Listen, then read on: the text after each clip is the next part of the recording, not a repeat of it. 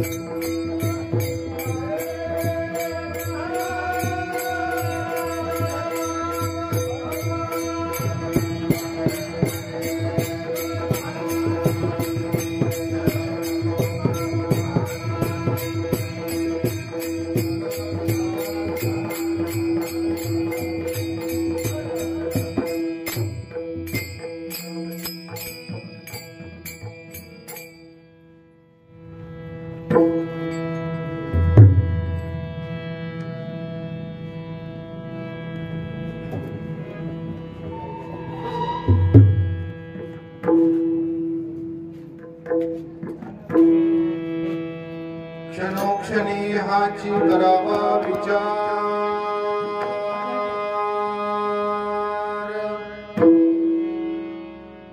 क्षणोक्षणी हाची करावा विचार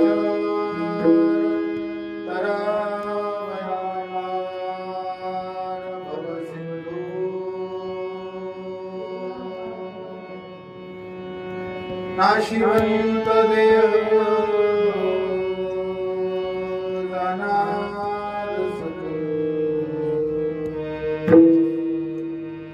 आयुष्य सावरा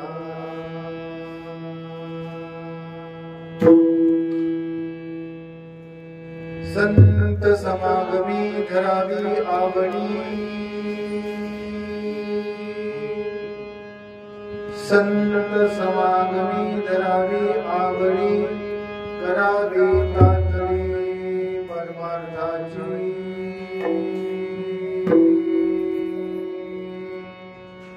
नाशिवंत देव जाणार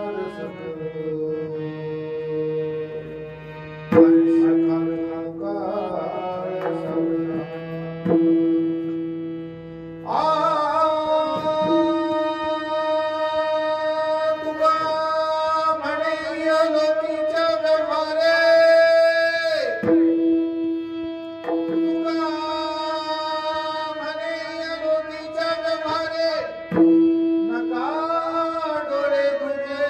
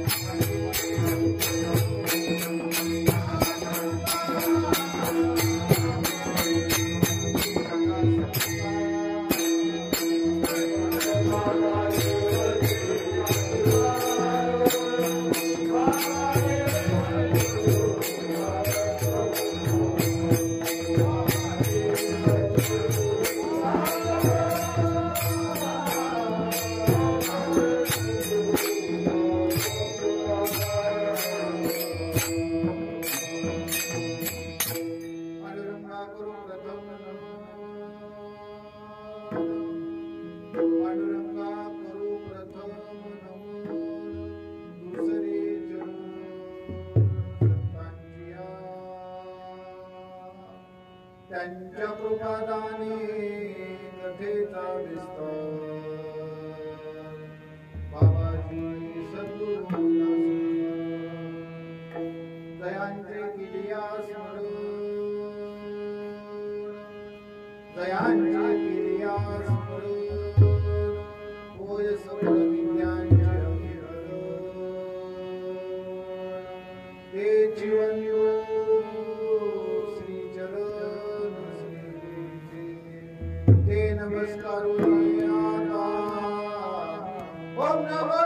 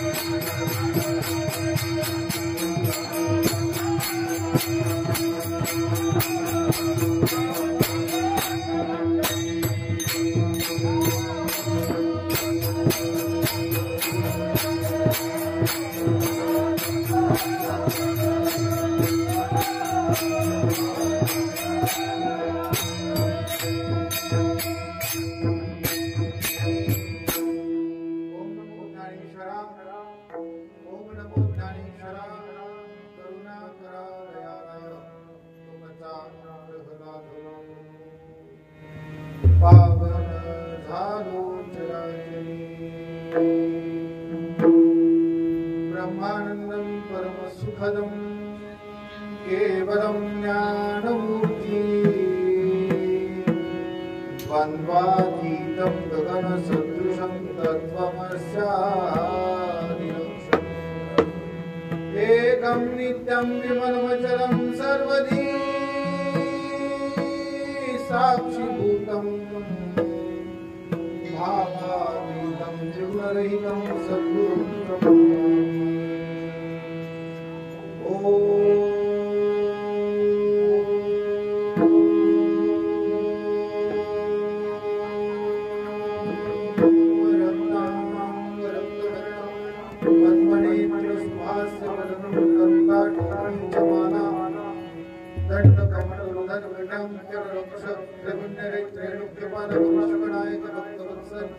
कलियुगे श्री स्वामी समर्थ अवतार धारक पाहिमा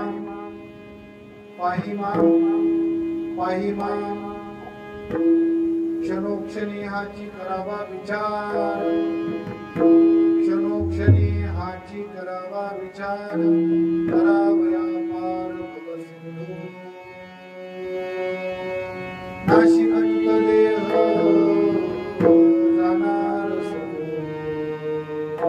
आयुष्यमान सावधान विचार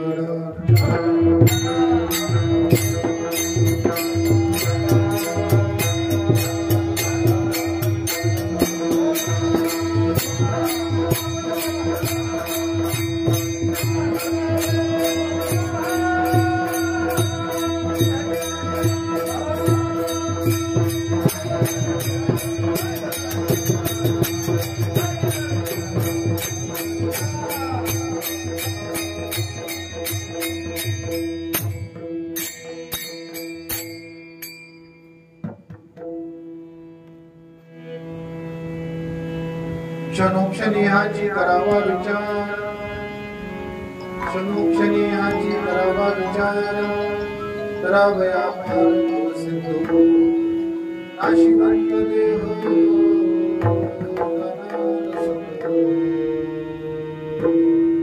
आयुष्य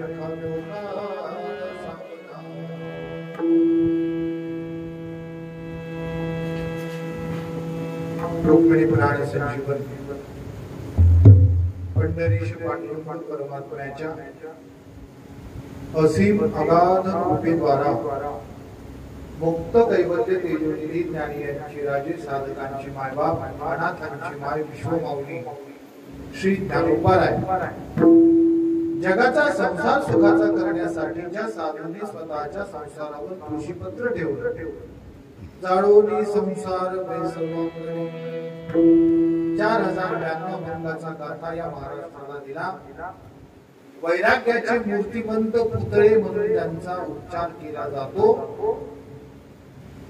देवाचे लाडके भक्त वैराग्याचा मूर्तिमंत पुतळा महाराष्ट्राचं भूषण अशा उपाधीने ज्यांना गणलं जातं असे तत्वज्ञ संत जगद्गुरु संत श्रेष्ठ तुकोबराय वारकरी संप्रदायाची पताका खांद्यावर घेऊन संपूर्ण महाराष्ट्रभर संप्रदायाचा प्रचार आणि प्रचार करणारे. एवढंच नाही तर पंजाब राज्यातील भुमान या गावापर्यंत वारकरी संप्रदायाच्या अभंगांना घेऊन जाणारे संजू महाराज. एवढंच नाही, शीख धर्मीयांच्या पवित्र गुरु ग्रंथ साहिब या ग्रंथामध्ये वारकरी संप्रदायाच्या अभंगांना ज्यांच्यामुळे स्थान निर्माण झालं. एवढंच नाही, औंढा गावातील भगवान शंकराचं मंदिर ज्यांच्या सामर्थ्यानं फिरलं. एवढंच नाही, दगडाची मूर्ती ज्यांच्या सामर्थ्यानं जेवली अशी संत श्रेष्ठ नामदेवराया कांदा मुळा भाजी अवघी विठाबाई माझी असं म्हणत.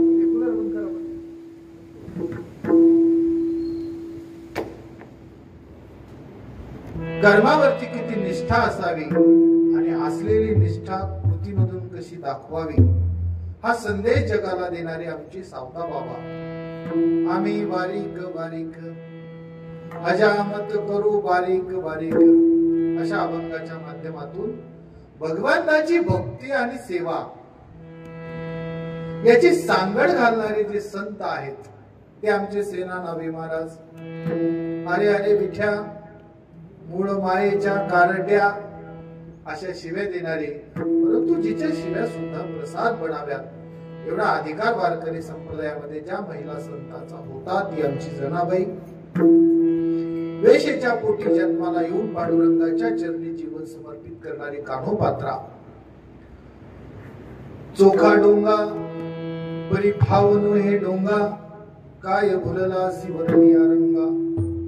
नदी डोंगी परी जलनो हे डोंगे काय भुलला सिवरलिया रंगे अशा अभंगाच्या माध्यमातून तात्कालीन परिस्थितीमध्ये समाजामधली स्पृश्यता आणि अस्पृश्यता हा जाती भेद मिटवण्यासाठी प्रयत्न करणारे संत चोखोबा महाराज. सुरुवातीला वैष्णव शैशैव परंतु नंतर वैष्णव बनलेले. देवा मी तुझा सोनार अर्थात आमचे नरहरी महाराज. मुसलमान समाजामध्ये जन्माला आलेले परंतु दोहे रचणारे, भगवंताची चौपाई रचणारे आमचे उत्तर भारतातील महान संत कबीर महाराज, लतीफ महाराज, मोमेन महाराज आणि ज्यांचं मांस विकायला विटेवरचा पांडुरंग खाली यावा, विटेवरून उतरावा एवढा अधिकार वारकरी संप्रदायामध्ये ज्या संतांचा होता आहे आणि भविष्यामध्ये चंद्र सूर्य असेपर्यंत राहणार असे आमचे सजन कसाई महाराज आदी करून वारकरी संप्रदायाने स्वीकारलेल्या सर्व संतांच्या चरणी लागून आजच्या सेवेला प्रारंभ. विठला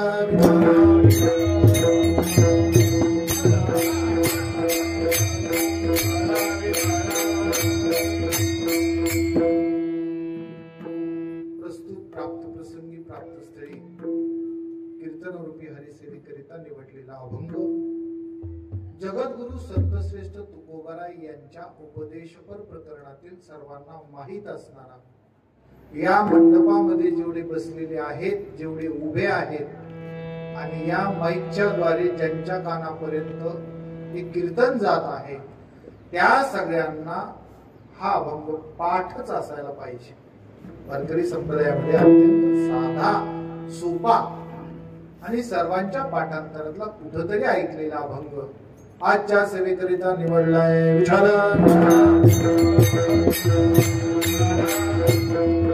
अभंग 4 चरणांचा आहे. अभंग जगद्गुरु तुकोबाराय यांचा आहे. या अभंगाच्या माध्यमातून जगद्गुरु तुकोबाराय माणसाच्या जीवनाची इति कर्तव्यता सांगतात. विठ्ठला विठ्ठला. अभंग 4 चरणांचा आहे. अभंग जगद्गुरु तुकोबारायचा आहे. अभंग जीवनाची सार्थकता सांगणार आहे. बाबांनो, मी कोण आहे, मी काय केलं पाहिजे, काय नाही केलं पाहिजे. मनुष्य जीवनामध्ये आपण अनेक वेळेला चुकतो आहे. कोणता मार्ग बरोबर आहे, कोणता मार्ग चुकीचा आहे हे सांगण्यासाठी तुकोबारायाला 400 वर्षापूर्वी या अभंगाची रचना करावी लागली. या अभंगाच्या विस्तारपूर्वक चिंतनाला आरंभ करण्यापूर्वी या कार्यक्रमाच्या अनुषंगाने आवश्यक असणारा परिहार देणं माझं वक्ता म्हणून कर्तव्य असतं. आजचा हा जो कार्यक्रम आहे, कैलासवासी रुक्मिणीबाई गोपीनाथ वाघमारे यांच्या प्रथम वर्ष श्राद्धाचा हा कार्यक्रम आहे. त्यांचे चिरंजीव गोवर्धन गोपीनाथ वाघमारे आता ते कालवश झालेले आहेत. त्याच्यामुळं त्यांच्या नातूंनी हा कार्यक्रम आयोजित केलेला आहे. श्री राजेंद्र गोवर्धन वाघमारे, श्री गोविंद गोवर्धन वाघमारे, श्री गजानन गोवर्धन वाघमारे आणि समस्त वाघमारे परिवार यांच्या वतीनं हा रुक्मिणीबाई गोपीनाथ वाघमारे यांच्या प्रथम वर्ष श्राद्धाच्या निमित्तानं आयोजित केलेला कार्यक्रम आहे. विठ्ठला विठ्ठला. आपल्या आजीचं वर्ष श्राद्ध नामस्मरणानं, नामचिंतनानं, कीर्तनानं साजरं व्हावं अशी नातूंची अपेक्षा आहे. आपल्या आजीच्या वर्ष श्राद्धानिमित्त 4 लोकांच्या, 4 भुकेल्या लोकांच्या पोटामध्ये 4 घास जावेत, अन्नदान घडावं, कीर्तन घडावं, नामस्मरण घडावं हा उदात्त हेतू या वाघमारे परिवाराचा आहे. या कार्यक्रमाच्या अनुषंगाने मला ज्यांनी निमंत्रण दिलेलं आहे ते आपल्या गावचं आणि आपल्या परिसराचं वैभव. महाराज, मी अनेक गावाला जातो, पण एवढा वैराग्यवान असलेला महात्मा मी बघितला नाही बरं का. आमचे श्री महाराज अर्थात पाटील, तुम्ही पैसे द्या नाही तर नका देऊ, फोन केला मी राजुरीला बघतो, यांना काठवड्याला बघतो, बायबोटवाडीला बघतो, प्रेमानं श्रद्धेनं वारकरी संप्रदायावर प्रेम आणि निष्ठा असणारा हा माणूस आहे.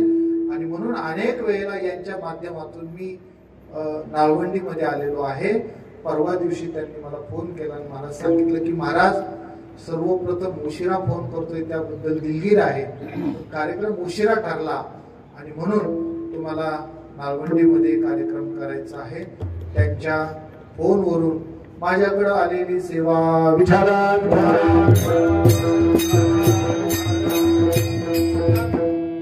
रुक्मिणीबाई आणि त्यांच्या परिवारावर प्रेम करणारी तुम्ही सर्व मंडळी आहात, आप्तेष्ट आहात, गणगोत आहात, नातेवाईक आहात. तुम्हा सर्वांच्या साक्षीनं हा कार्यक्रम या ठिकाणी सुरू आहे. काय आपल्याकडे राहिलेला जो वेळ आहे तासाभरामध्ये आपल्याला आज मानवाच्या जगण्याची जी कला आहे, माणसानं कसं जगावं हा संदेश जो तुकोबार यांनी सांगितलेला आहे, तो संदेश तुमच्यापर्यंत पोहोचवण्याचं माझं काम आहे. विठ्ठला.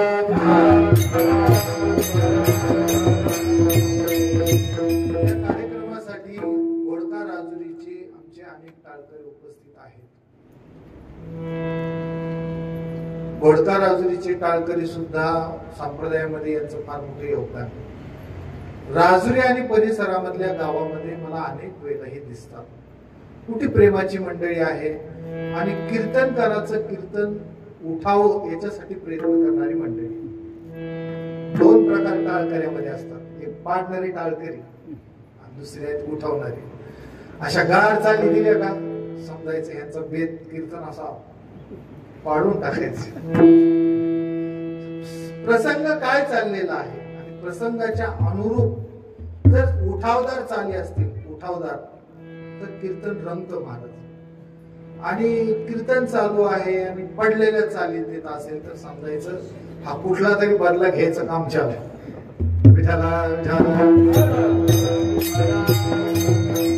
आपली मंडळी आहे, आपली माणसं आहेत आणि आपल्या माणसामधलं हे कीर्तन आहे.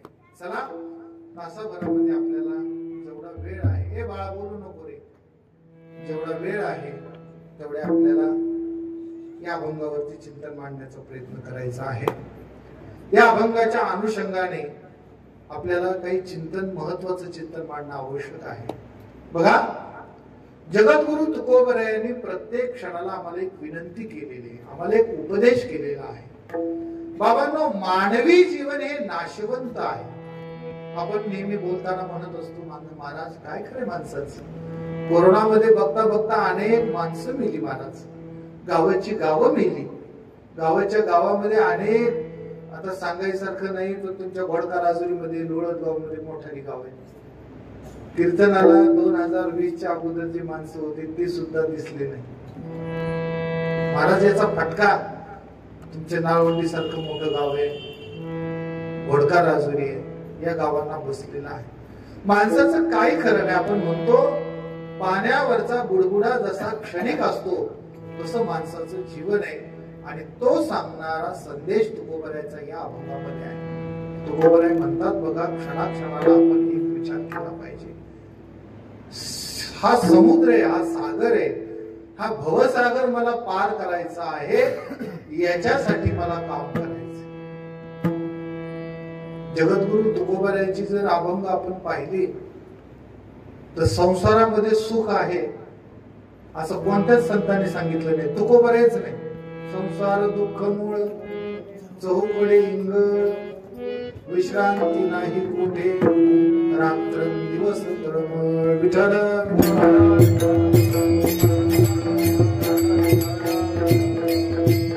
तीन गोष्टी या जगामध्ये दुर्लभ आहेत. विवेक चूडामणी नावाच्या ग्रंथामध्ये आद्य शंकराचार्यांनी एक गोड श्लोक दिलेला आहे बघा. दुर्लभम त्रयमेव एत, दुर्लभम त्रयमेव एत, देवानुग्रह हेतुकम, मनुष्यत्वम मुमुक्षत्वम, महापुरुष संश्रया. विठ्ठला विठ्ठला. महाराज, तीन गोष्टी अत्यंत दुर्लभ आहेत. महापुरुषाचा संग दुर्लभ आहे, मनुष्य जन्म दुर्लभ आहे, नरदेह दुर्लभ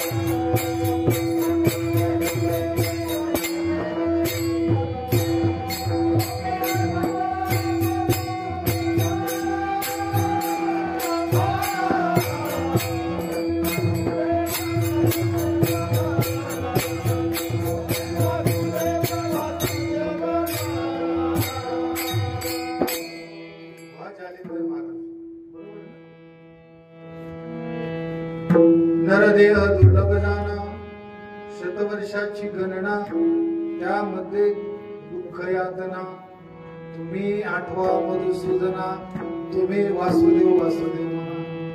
वासुदेव नावाच्या प्रकरणामध्ये आमच्या जीवनाचं यथार्थ जीवन रूप सांगितलेले बघा.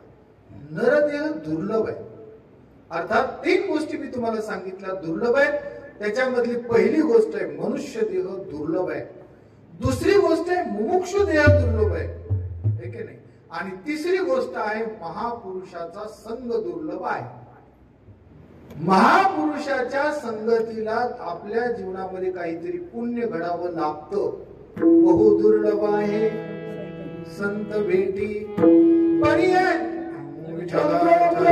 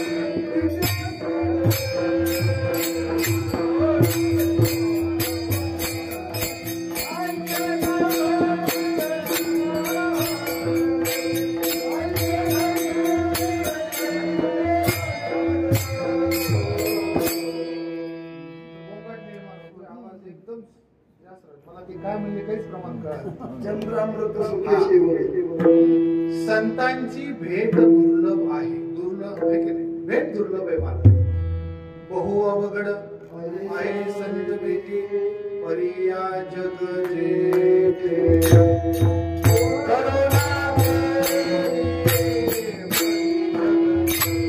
बोला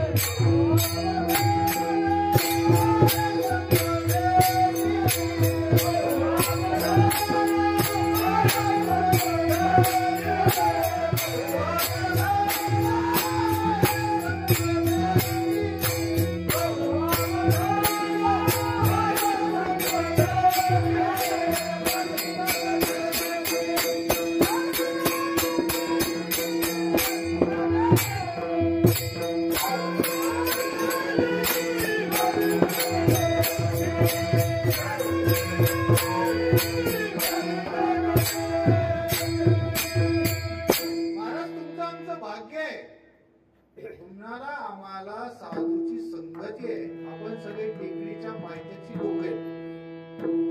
20व्या शतकातले महान संत वैकुंठवासी किसन बाबा महाराज आणि किसन बाबांच्या नंतर या गडाला महाराष्ट्रामध्ये प्रख्यात करणारे शांती ब्रह्म नवनाथ बाबा यांची संगती आम्हाला. आम्ही भाग्यवान आहोत. आम्हाला जरूर सारख्या हरकू बाबा संस्थांची संगती महाराज. आम्ही भाग्यवान आहोत. चाकरवाडी मधल्या महात्मा आमच्या भागामध्ये जन्माला आला. अर्थात माऊलींचा संतांचा संघ आम्हाला सोबत आहे. बीड जिल्हा ही संतांची भूमी आहे. भगवान बाबा काय, वामन भाऊ काय, महाराज बंकट स्वामी महाराज काय, सुदाम बाबा काय, कितीतरी महाराज नावं येतील.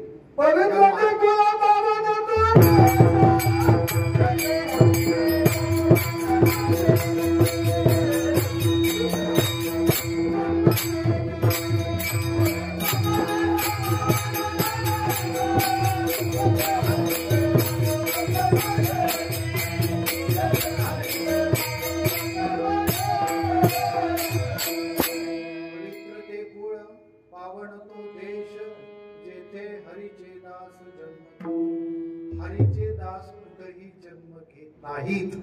त्याच्यासाठी कुळ पवित्र असावं लागतं आणि पवित्र कुळामध्येच महाराज पवित्र संतती जन्माला येते. आमची भूमी पवित्र आहे महाराज. पावन आहे. पावन तो देश जेथे हरीचे दास जन्म घेते. कितीतरी नावं तुम्हाला सांगावीत या बीड जिल्ह्यामध्ये. बीड जिल्हा हा ऊसतोड कामगारांचा जिल्हा म्हणून आमच्या जिल्ह्याला कदाचित हिनवलं जात असेल, नाही असं नाही. अनेक ऊसतोड कामगार जिल्ह्यामध्ये, पण गड किल्ल्यांचा जिल्हा आणि पारमार्थिक दृष्ट्या संपन्न असा महाराष्ट्रामध्ये जर कोणता जिल्हा असेल तर त्याचं नाव आहे बीड जिल्हा.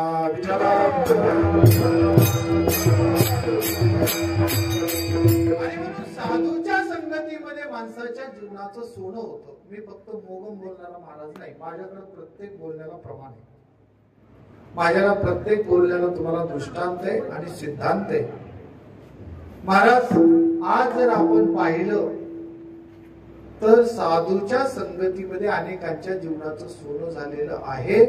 तुम्ही रामायण वाचता, रामायणाचं गाव अनेक वेळेला मी बघितले, नाळवंडीमध्ये रामायण चालू असतं. रामायणाचे लेखक दोघ जण आहेत, एक स्वतः नाथ बाबा आणि एक नाथ बाबांचा शिष्य गावबा बाबा, अर्थात गावबा महाराज. हा गावबा म्हणजे एक साधा गावामधला एक पोरगा होता.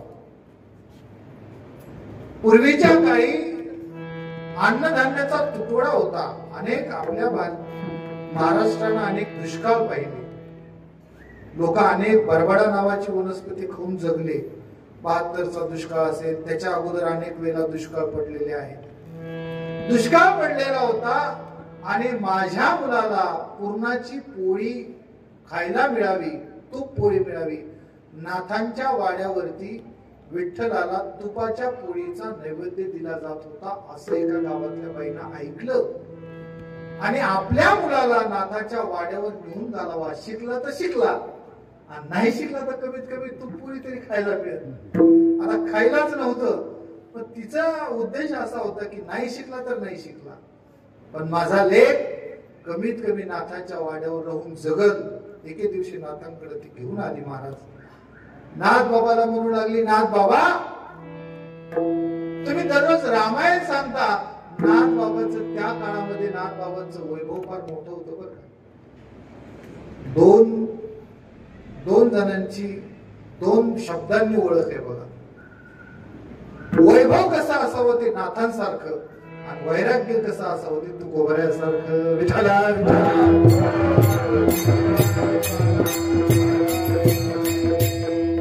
वैभवातला परमार्थ कुणी करावा तो नाथांनी. नाथांच्या वाड्यावरती रामायण चालायचं. नाथ बाबा रामायण सांगायचे लोकांना आणि ते सांगण्यासाठी अशी तुम्ही जशी कीर्तनाला आली तशी गर्दी असायची. दररोज येणाऱ्या प्रत्येकाला महाराज 2-2 किलोची गुळाची ढेप नाथ बाबा द्यायची. 2-2 किलोची ढेप गुळाची. तुम्ही फक्त माझ्याकडून काही अपेक्षा करू नका. वाटलं तुमचंच आहे तर काही असलं तर मी घ्यायला तयार आहे. कीर्तनकार काय कोणाला देत नाही. नाथ बाबाचं वैभव एवढं होतं महाराज. कीर्तनाला आलेल्या कथेला आलेल्या लोकांना 2 किलोची एका माणसाला ढेप द्यायची आणि त्या नाथाच्या वाड्यावरती गावबा काका महाराज शिकायला राहिला. गावबाने सेवा केली महाराज. सेवेत साधूच्या संगतीमध्ये साधूची जर तुम्ही सेवा केली, साधूच्या संगतीमध्ये साधूची जर सेवा केली तर त्याचं काय फळ मिळते हे गावबा महाराजाच्या उदाहरणात. महाराज नाथ बाबा ज्यावेळेस रामायण सांगायचे त्यावेळेस त्याच्या अगोदर ग्रंथ आणून द्यायचं, चटई टाकायची, झाडून घ्यायचं, नाथांना जीव वाढायचं, जेवण होईपर्यंत थांबायचं, त्यांचं ताट धुवायचं, त्यांची झोपल्याच्या नंतर हातपाय चोपायचे, सकाळी आंघोळीला स्नानाला पाणी काढून द्यायचं. ही सगळी सेवा गावबानं केली महाराज. नाथ गावावर प्रसन्न झाले. गुरु त्यावेळेसच शिष्यावर प्रसन्न होतात ज्यावेळेस ते सेवेने परिपूर्ण होतात. जर तुम्ही सेवाच केली नाही, एखाद्या गुरुकडे गेले त्याच्या कानाला बंदूक लावली, तुम्ही गुरु येत ना चला सांगा ज्ञान नाही तर बघा तुम्हाला उडवितो, तुम्हाला गोळीच घालतो, असं जर म्हणलं तर तो गुरु सांगेल का महाराज? कोणता गुरु काय रस्त्यावर पडलाय का सांगायला? त्या गुरुकडून ज्ञान प्राप्तीची काही मार्ग आहेत आणि ते मार्ग तुम्हाला अनेक ग्रंथांना सांगितलं. भगवद्गीतेनं तो मार्ग 4थ्या अध्यायामध्ये सांगितला. तद्विद्धी प्रणिपातेन परिप्रश्नेन सेवया उपदेक्षन्ति ते ज्ञानम् ज्ञानेन तत्त्वदर्शिनः. तुम्हाला जर गुरुकडलं ज्ञान प्राप्त करून घ्यायचं असेल तर अगोदर गुरुला उंच ठिकाणी बसवावं लागतं. गुरुचं ठिकाणी उंच असतं. शिष्य खाली बसलेला असतो, नाही तर शिष्य वरी बसलेला आहे गादीवर आणि गुरुला खाली बसलेला म्हणतो सांगा मला ज्ञान सांगा. त्याला ज्ञान प्राप्त होत नाही. गुरुला दमदाटी केल्यामुळे ज्ञान प्राप्त होत नाही. ही विधी आहे. तद विधी प्रणिपातेन. अगोदर त्यांना नतमस्तक व्हा, प्रणिपात करा, त्यांची सेवा करा. पूर्वीच्या काळी महाराज एखाद्या गुरुकडून जर एखाद्या शिष्याला जर ज्ञान प्राप्त करायचं झालं तर 10-10 वर्ष गायी सांभाळाव्या लागायच्या. काय? एका गायीच्या 10 गायी करेपर्यंत गुरु सांगायचे या गायी घे आणि या गायीच्या 10 गायी करून आण, त्यावेळेस मी तुला ज्ञान देईल. आणि मग तो शिष्य जायचा, वनात जायचा, तिला कालवडी व्हायच्या, एका कालवडीच्या 10 कालवडी पर्यंत महाराज 40-40 वर्ष जायचे. तो ते खांड घेऊन यायचा, गुरुकडे नतमक व्हायचा. याला परीक्षा म्हणतात. ज्ञान काही रस्त्यावर पडलेलं नसतं.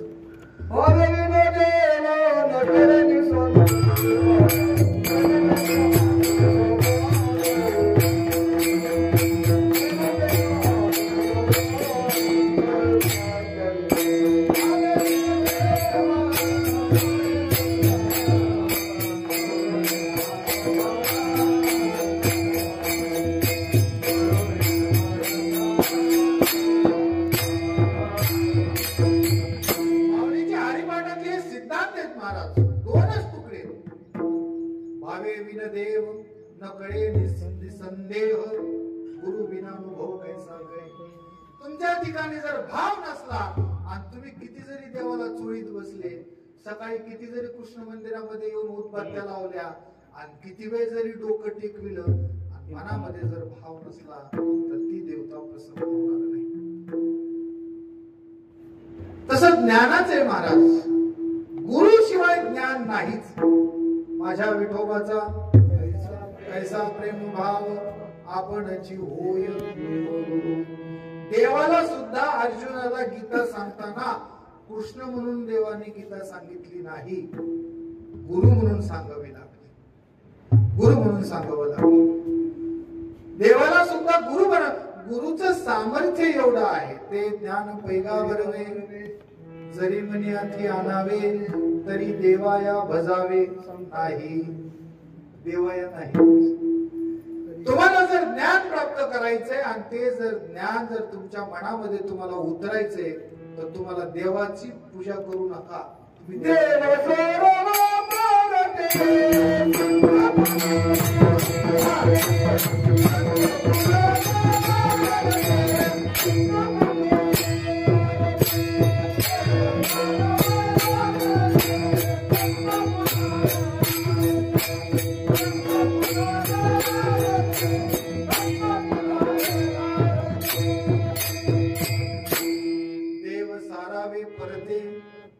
परते म्हणजे पलीकडे सारा.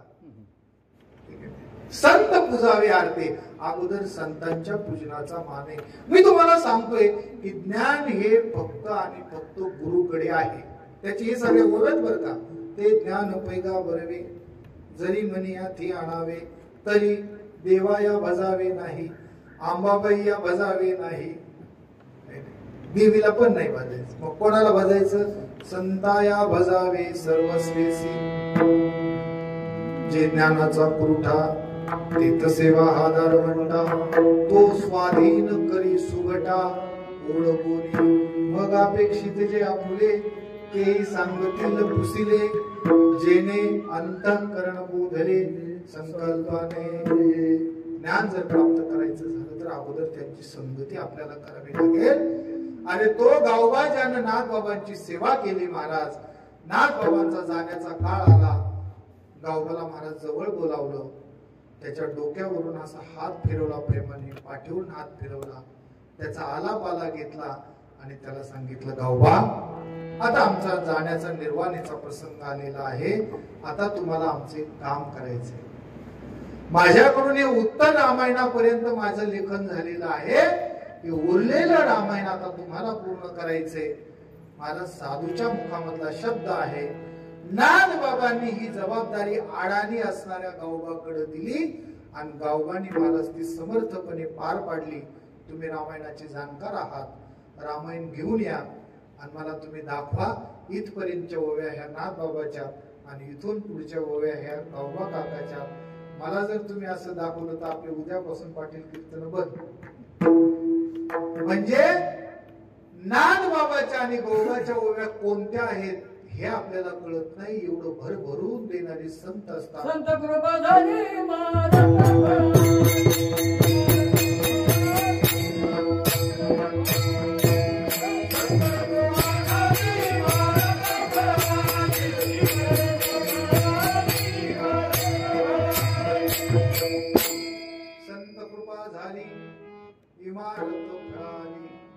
संतांची कृपा झाली ना झाली महाराज, इमारत फळाला येते, ही सुद्धा एक इमारत.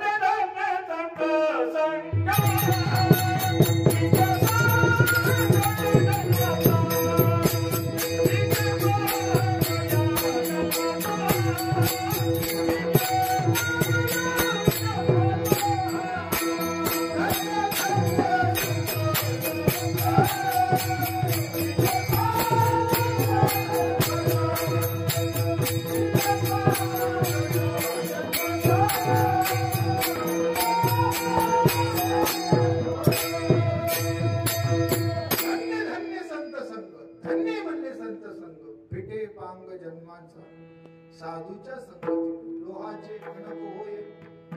ओवे नीट ऐका, लोहाचे कणक होय हे सामर्थ्य परिसीच आहे, की अमृत की जीवितही आहे अमृत सिद्धी. महाराज मेलेल्या माणसाला जर अमृत पाजलं तर तो जिवंत होतो. लोखंडाला जर परिसाचा स्पर्श झाला तर त्या लोखंडाचं बाबा सोनं होतं. श्री गुरु रूपी परिसाला जर मनुष्य रूपी लोखंड जर स्पर्श झाला ना महाराज, तर आपल्या जीवनाचं सोनं होतं. हे गौबा काकाचं उदाहरण आहे. डोक्यावर हात फिरवला, रामायण लिहिलं. अर्थात संतांची संगती दुर्मिळ आहे. ही दुर्मिळ संगती फक्त काही लोकांना लाभते, ज्याच्यामध्ये महाराज मारुतीराय आहे, संत आहेत मारुतीराय बरं का. त्यांची संगती, देवाची संगती त्यांना लागली. संतांच्या संगतीमध्ये जेवढे काही गेले त्यांच्या जीवनाचं सोनं झालेलं आहे. जनाबाई नामदेवाच्या संगतीमध्ये गेली, तिच्या जीवनाचं सोनं झालं.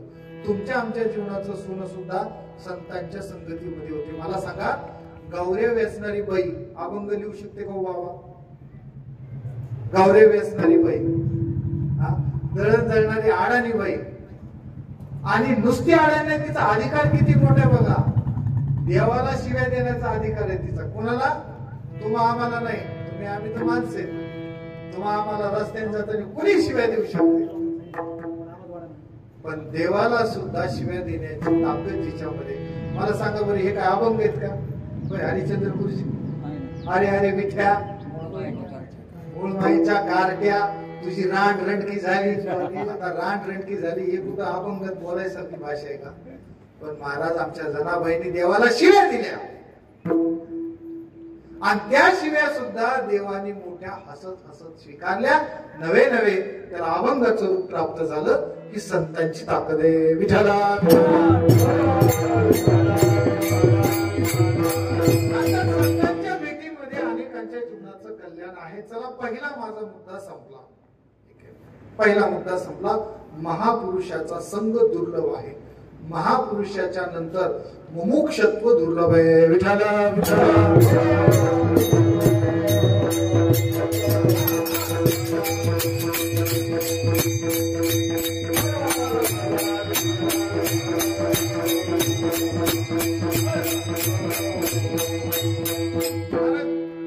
मुमुक्षु म्हणजे काय? एक सरळ व्याख्या सांगतो, अभंगामधूनच सांगू का? चला, तुकोबराच्या भाषेत सांगू.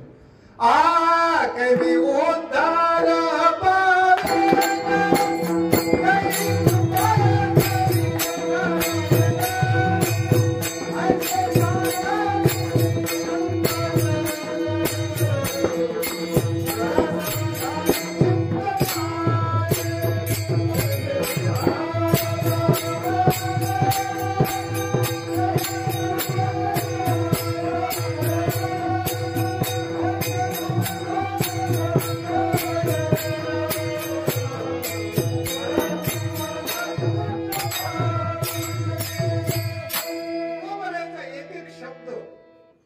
फार महत्वाचं बरं का.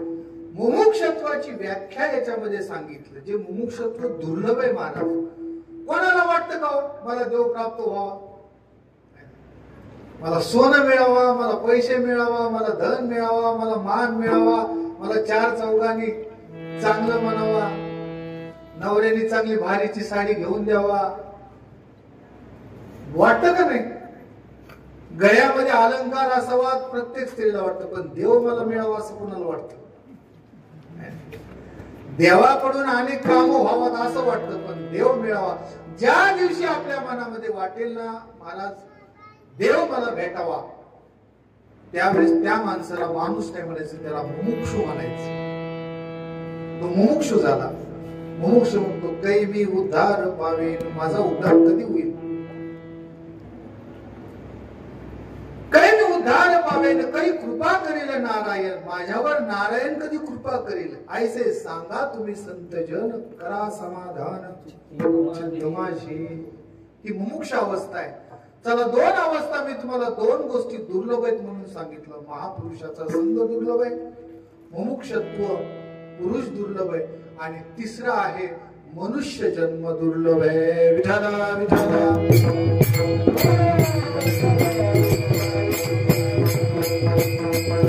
किती दुर्लभ आहे महाराज मनुष्य देह. तुम्हाला आम्हाला जो मिळलेला देह आहे ना, हे दोन हात, एक मुंडक, दोन डोळे, एक नाक, एक ओठ, एका एका अवयवाची किंमत महाराज.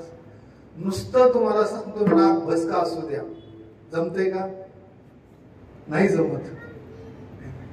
एक जरी अवयव उणा असला तरी त्याला अपंग म्हणतात, दिव्यांग म्हणतात. देवानं आम्हाला हे सगळं शरीर दिलेलं आहे.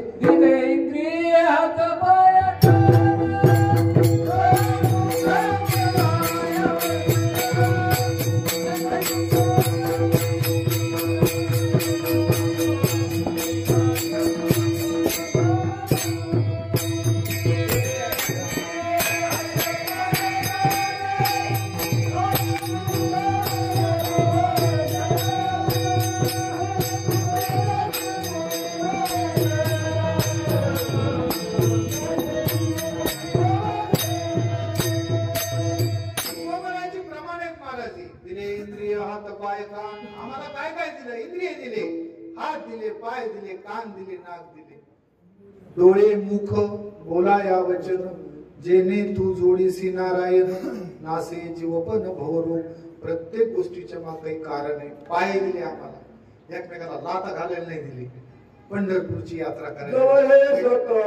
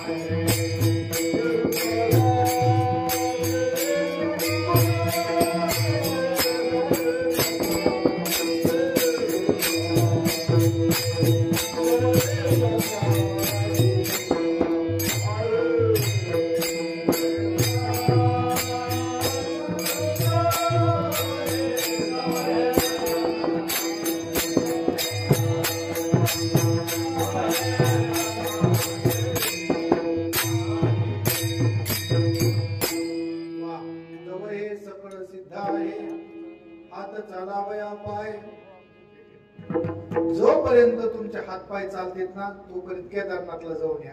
आता नका जाऊ, आता तिकडे 40 किलोमीटरची रांग आहे. आताच जाऊ नका, थोडं उशिरा जा.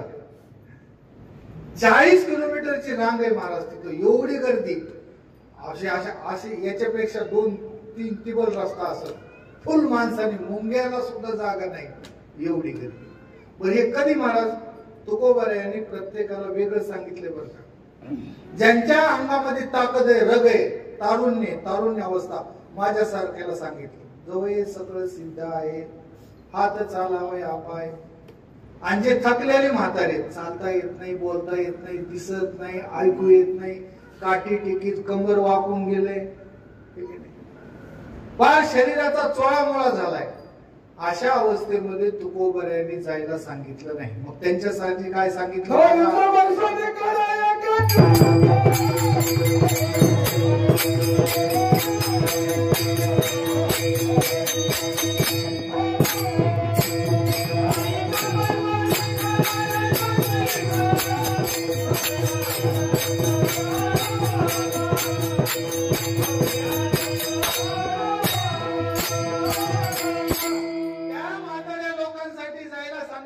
त्यांच्यासाठी हे प्रमाण नाही, जवळ सगळं सिद्ध आहे. हे प्रमाण कुणासाठी आहे? ज्यांच्या शरीरामध्ये आणखी तारुण्य आहे ते जाऊ शकतात, माझ्यासारख्याला काही नाही. पण थकलेला जर चालता येत नाही, इथून त्या मारुतीच्या मंदिरा एवढं बी चालता येत नाही, याला दिवस लागतोय. आणि त्यांच्यासाठी तू कशाला सांगते मग त्याने खायचं बसून करा एक चित्त आवडी आनंद आळवावा. अशा प्रकारचा मनुष्य देह आम्हाला मिळालेला आहे. त्याचा प्रत्येक क्षणाला तुम्ही विचार करा.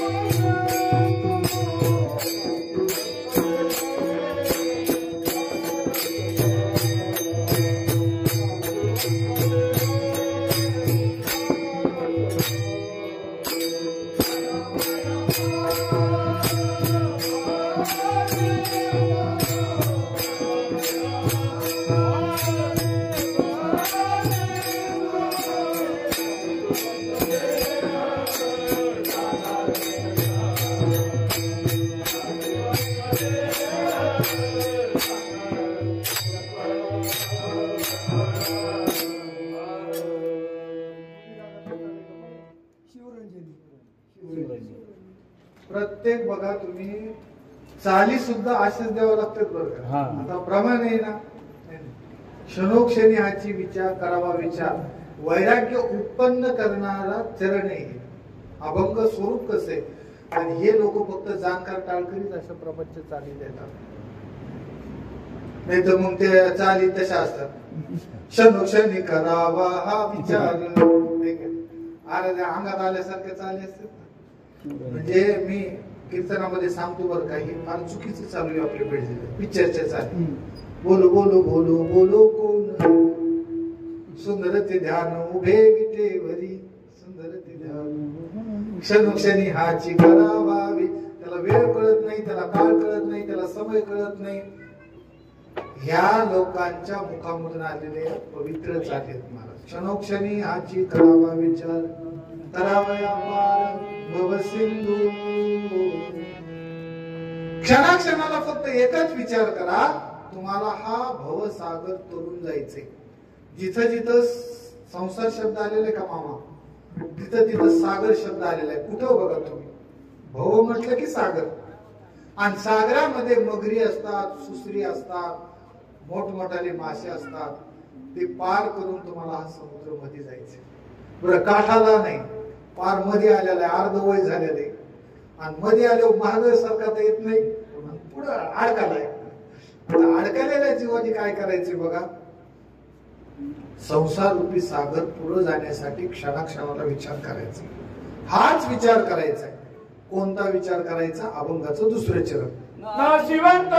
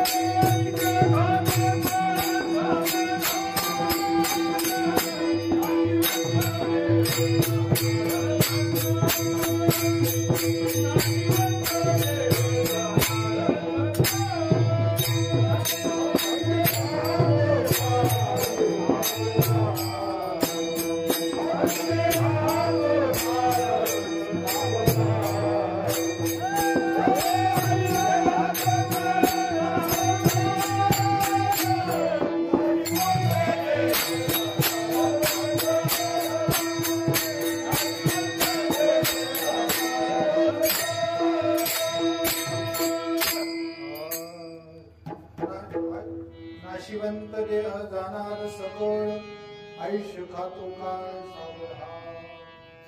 तुमचा आमचा देह नाशिवंत आहे बरं का. नाशिवंत या शब्दाचा अर्थ आहे काही काळ, शाश्वत नाही. आत्म्यावर आहे.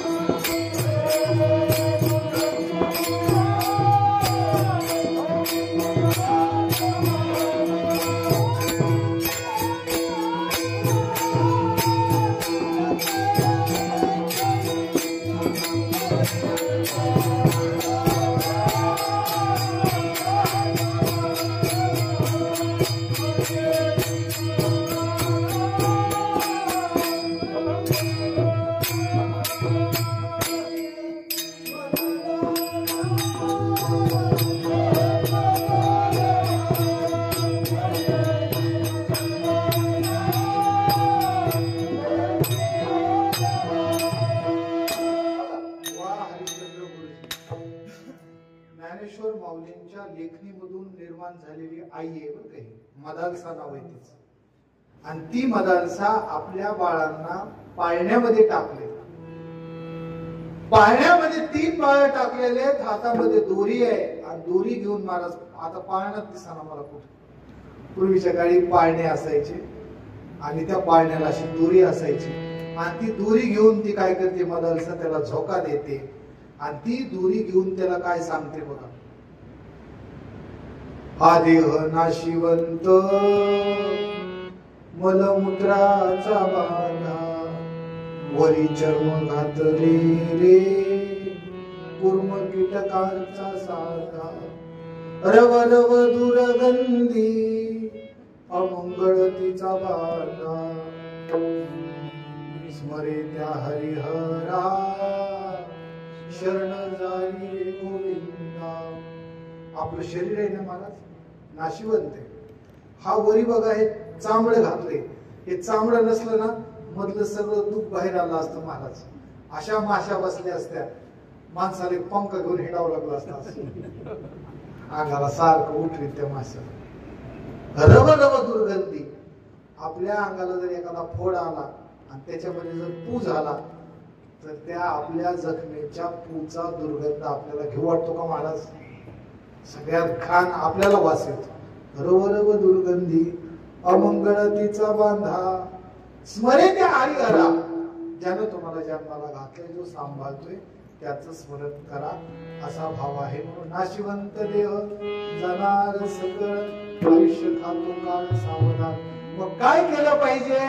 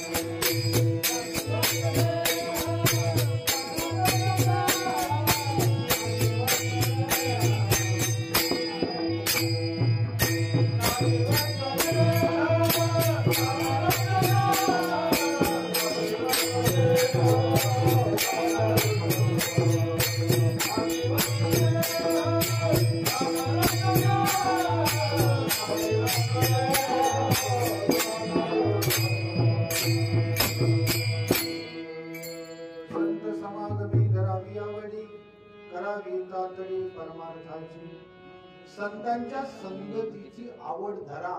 आणि नुसती आवड धरू नका, तातडी करा. माणसाला संसारातली लई तातडी असते. तुमच्या घरचा गॅस संपल्यावर किती वर्षांनी भरतात मावशी? वर्षांनी कशाचं महाराज, तासभर बी जमत नाही. संपलं की आता चूल तर बंदच नाही. चूल आता संपला की लगेच मालकाला फोन आहे.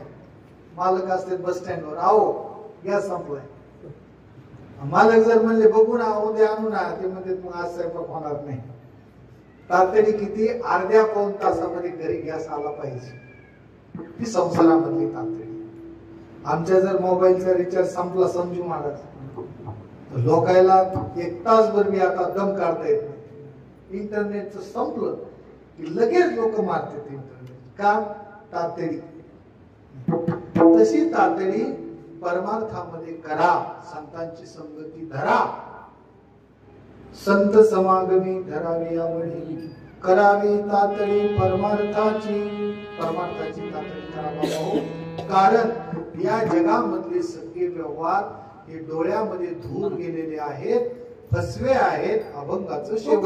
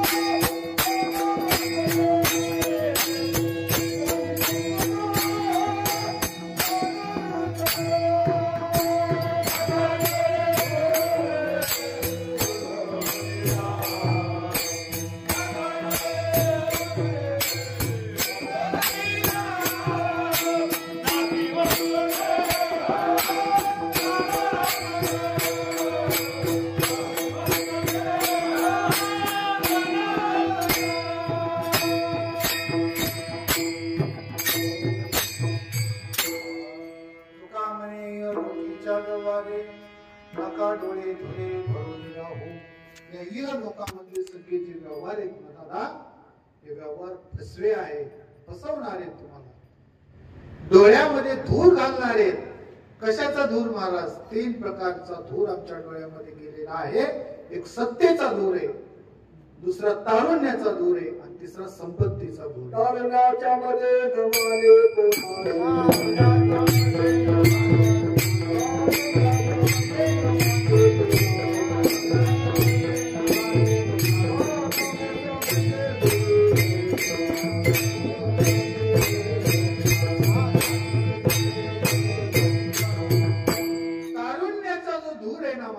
आमच्या डोळ्यामध्ये गेलेलं आहे. तारुण्य हे काही दिवसाचे. जुनी माणसं म्हणतात बघा महाराज, किती जरी मोठा पहिलवान असला तरी एक दिवस त्याला मारायचे.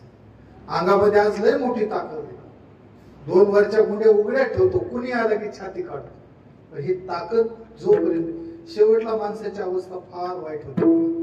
लाळ गळू लागते, मान साथ देत नाही, मान अशी लाका जस काही स्प्रिंग लावली अशी लाका नाकामधून पाणी गळू लागतं. खोकललं की फुफ्फुस बाहेर पडते. काय समाजामधली किंमत कमी होते, घरामध्ये लेकर ऐकत नाही, कुठंतरी देवळात जागा असते. अशी अवस्था निर्माण होणार आहे. तारुण्याचं काही खरं नाही, तुमच्या महाराज संपत्तीचं काही खरं नाही. जुनी माणसं म्हणतात संपत्ती ही दुपारची सावली आहे, आणि दुपारची सावली संध्याकाळच्या अंधारामध्ये कधी गुडूप होते सांगता येत नाही.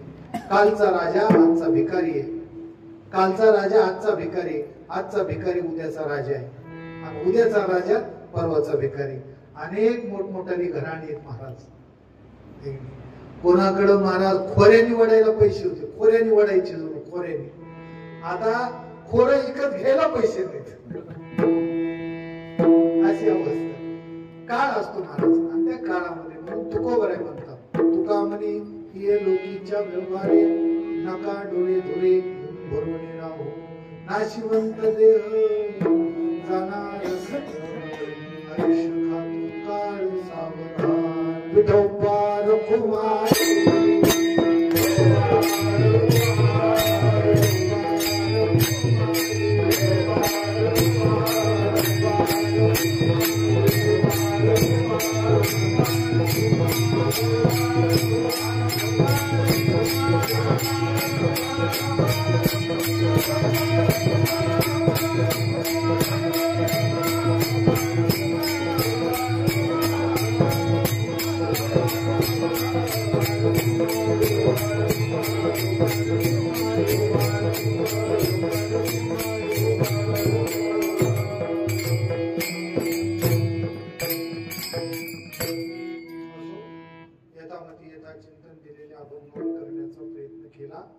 या कार्यक्रमाचं निमंत्रण मला ज्यांच्याकडून आलं ते आमचे आपल्या गावचं वैभव श्री पाटील महाराज. पाटील महाराजांनी मला निरोप दिला आणि सांगितलं की महाराज तुम्हाला या कार्यक्रमाला यायचंय. या रुक्मिणबाई गोपीनाथ वाघमारे यांच्या या प्रथम पुण्यस्मरणाच्या निमित्तानं आज सेवा समर्पित करण्याचा योग आलेला आहे.